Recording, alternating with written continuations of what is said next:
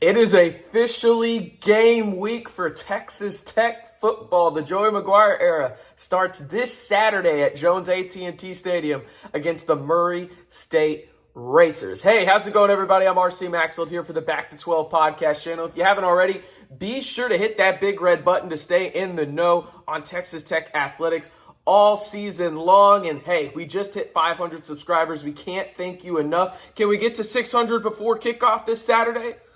I hope so. But we have a question before we get into the crux of the show today. And I think this one is super interesting because I just mentioned Joey McGuire, and there feels like there's this palpable buzz around Texas Tech football right now. Let me know in the comments below when the last time you were this excited for a Texas Tech football season. For me, it's probably the Cliff Kingsbury first season, right? Maybe a little bit of Patrick Mahomes as well when I was a student at Texas Tech.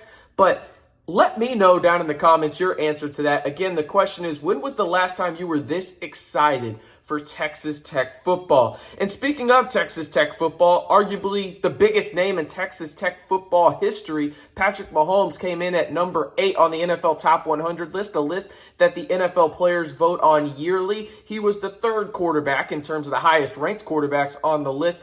Aaron Rodgers came in at number 3, and leading the way was Tom Brady, who came in at number 1 on the list. Some names ahead of Patrick Mahomes at the 6 and 7 spot include TJ Watt, the Defensive Player of the Year, makes sense, and then the newest Las Vegas Raiders wide receiver upgrade, Devontae Adams. Let me know in the comments below, should Patrick Mahomes have been higher?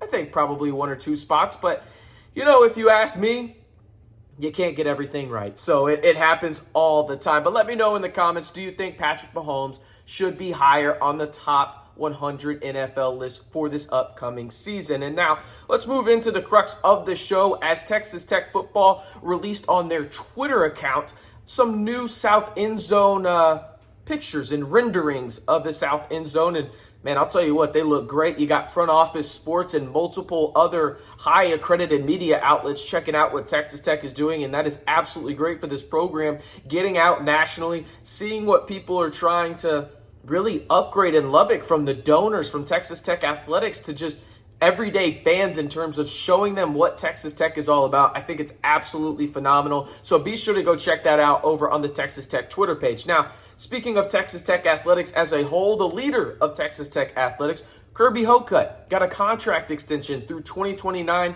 and the 2030 season. It will make him one of the highest paid ADs in the country. And you think about the current state of Texas Tech athletics as a whole, this is the golden age. I've kind of talked about that on my Twitter. By the way, give me a follow at RCMB323 over on the old Twitter machine. But I've talked about this ad nauseum over on my Twitter account, where this is the golden age of Texas Tech athletics. Outside of a couple programs that are in rebuild mode, everybody's making the NCAA tournament for their respective programs, whether that's women's golf, men's tennis. You go all the way down the line, and then you go all the way up to Texas Tech football making a bowl game. Obviously, we know what men's basketball is doing, and women's basketball may make the NCAA tournament this year. They're that good. And volleyball, coming from the depths of the Big 12 standings, made the NCAA tournament this past year. So Kirby Hocutt has done a phenomenal job of really turning around not just one of these programs in the whole athletic department, but the entire perception of this athletic department to really have it the golden age right now. And again, the fearless leader, Kirby Hocutt, gets that contract extension through the 2030 season for Texas Tech athletics, making him one of the highest paid ADs in the country. Now, speaking of volleyball, they started off their season in a pretty great way. They went up to South Bend, Indiana to play in the Irish Invitational, and they won both of their matchups. This one, the first game of the season against Notre Dame at the Irish Invitational, obviously hosting in South Bend. They beat the Fighting Irish 3-1 in 4 sets, and then they faced off against Milwaukee on Saturday and won in straight sets, 3-0 there. Now, as for soccer, they went out west and they played Cal State Fullerton, their first true road game of the year, after they started off their home slate with a win, a loss, and a tie in their first 3 games. They get another tie at Cal State Fullerton in this one, and that really wraps up the weekend in terms of Texas Tech athletics. But looking ahead a little bit, as today is Monday, August 29th, the next Texas Tech athletics activity, I guess event is probably the better word for this, is Tuesday, and it is the home opener for Texas Tech volleyball. Be sure to go support these ladies. A lot of talent out there. The name to know when you're headed out there is Kenna Sauer. She is leading this team in kills. She is an absolute dominant outside hitter for the Texas Tech volleyball team. Coach Tony Greystone just continues to add girls from Power 5 programs, and Sauer is one of them. So be sure to go check them out. Again, first serve for that one against Tarleton State is at 6 p.m. at the USA. You can also watch it on ESPN Plus. Jeff Haxton will have the call on that one. But looking forward to the rest of the week, and we'll talk about it a little bit more each day as the week goes on.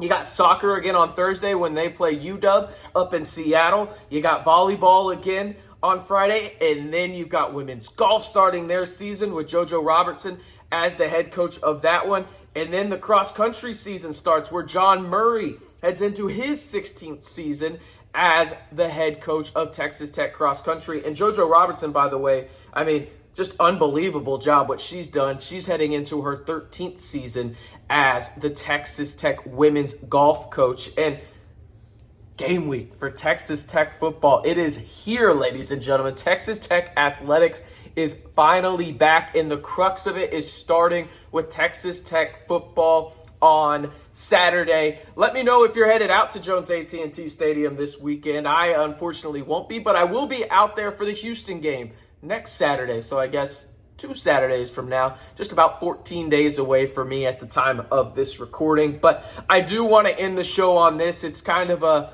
down note, but I want to give this man the respect he deserves as unfortunately one of the true great Red Raiders from INCOM and really a pioneer for Texas Tech Red Raiders in the sports industry suddenly passed away this weekend. The Miami Dolphins Senior Vice President of Communications and Community Affairs, Jason Jenkins, passed away suddenly at 47 years old. He was a commencement speaker in 2018 for Texas Tech, the graduating class there in the spring of 2018, and just a true trailblazer for Texas Tech Red Raiders in the sports industry. As I mentioned, graduated from INCOM and really just changed the game. He was one of the first African Americans to hold one of these senior vice president of communications and community affairs positions in the NFL. Just an all-around great guy. You talk to people in Texas Tech athletics or people that just went to school with him at INCOM and kept up with him in the professional ranks. One of the nicest dudes that you will ever meet. So